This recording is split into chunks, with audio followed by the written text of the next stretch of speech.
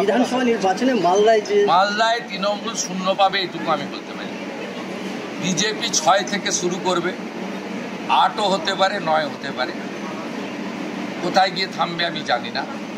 একমাত্র যেখানে হিন্দু 8% আছে আমাদের সুজাপুর, সেই আসন ছাড়া 11টাতেই বিজেপি জেতার সম্ভাবনা আছে। ওখানে যেহেতু 8% হিন্দু, ওখানে আমি গ্যারেন্টি দিতে পারি।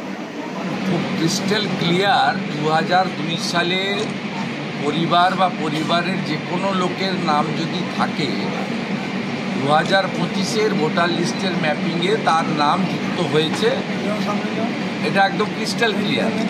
এবারে 2002-এর পরে বাংলাদেশ থেকে যে হিন্দুরা এসেছে তাদের করণীয় কাজ আমরা সবাইকে ক্লিয়ার বলেছি যে 31/12/2024 পর্যন্ত যে হিন্দুরা ধর্মীয় উৎপীড়নের কারণে শরণার্থী হিসেবে পশ্চিমবঙ্গে বা ভারতে এসেছেন, তারা দয়া করে সিএএতে অ্যাপ্লিকেশান করুন। এবারে সিএএতে অ্যাপ্লিকেশান করলে তার নাগরিকত্বের সার্টিফিকেটের টাইম টেকিং ব্যাপার আছে, কিন্তু অ্যাপ্লিকেশান করলে ওই ডকুমেন্টটা থাকলেই সে নাম তোলার ক্ষেত্রে ড্রাফট ভোটার লিস্টে তার অধিকার পৌঁছাবে। বাকিটা ভারত সরকার এবং ইলেকশন কমিশন দেখবে। কিন্তু আপনাদের কাছে খুব পরিষ্কার বলি, 2002 সাল পর্যন্ত যারা এসেছেন ভোটার তালিকায় নাম তুলেছেন, তাদের নাম 2025-এর ম্যাপিংয়ে থাকবে। এরপরে 2002-এ যাদের নাম ম্যাপিংয়ে আসেনি 2025-এ, তারা যদি ভারতীয় হয়, অন্য রাজ্যে বিহারের হয়, ঝাড়খণ্ডের হয়, তারা যদি বাংলাদেশি মুসলমান না হয়, তারা কিন্তু নাম তাদের বাড়ি বাড়ি যে বিএলও যাবেন দুটো ফর্ম নিয়ে, একটা বাড়ির লোক পাবে, একটা ফিল আপ করে নিয়ে আসবে। আমাদের কাছে আমাদের একটাই আবেদন, বাংলাদেশ থেকে আসা ধর্মীয় উৎপীড়নের কারণে হিন্দু তারা অনুপ্রবেশকারী নন, তারা শরণার্থী।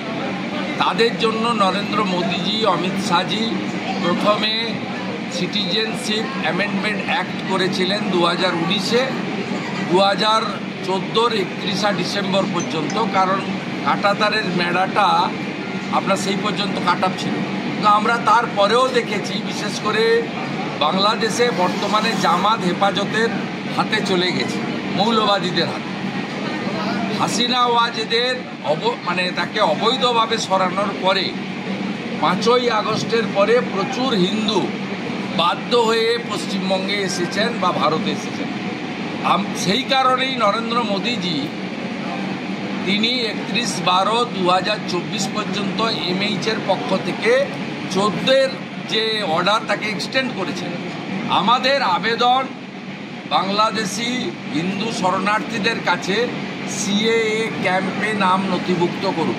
নিজে যদি না পারেন, ভারতীয় জনতা পার্টি এবং রাষ্ট্রবাদী বিচার পরিবারের পক্ষ থেকে একাধিক ক্যাম্পের আয়োজন করা হচ্ছে। সেখানে কম্পিউটার, ল্যাপটপ, প্রিন্টার থাকছে। আপনারা সেখানে এসে ভারতীয় জনতা পার্টির মণ্ডলগুলোতে যোগাযোগ করুন। প্রত্যেক মণ্ডলে মিনিমাম 2টো, কোথাও আরও বেশি সংখ্যায় বিজেপির সহায়তা শিবির এবং বিচার পরিবারেরও পক্ষ থেকে সহায়তা শিবির করা হচ্ছে। দয়া করে আপনারা আবেদন করুন। যারা আবেদন করবেন তাদের পাশে ভারত সরকার যেমন আছে, পশ্চিমবঙ্গ বিজেপি আছে।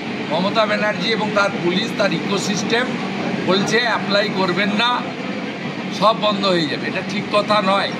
আপনারা দেখেছেন পাহেলগাম ইনসিডেন্টে যে বিজন অধিকারী মারা গেছিল, গুলি করে তাকে হিন্দু বলে মেরে দেওয়া হয়েছিল। তার স্ত্রীকে আমরা 15 দিনের মধ্যে পার্মানেন্ট সিটিজেনশিপ সার্টিফিকেট আনিয়ে দিতে পেরেছি বা ভারত সরকার দিয়েছে। একইভাবে এখনও পর্যন্ত প্রায় 14,000 মানুষ সিএএ আবেদন করেছেন, কিন্তু তাদের কারোর চাকরিও যায়নি, তাদের সামাজিক সুরক্ষার বিভিন্ন কেন্দ্র রাজ্যের ভাতাও বন্ধ হয়নি, তাদেরকে সমস্যাতেও পড়তে হয়নি।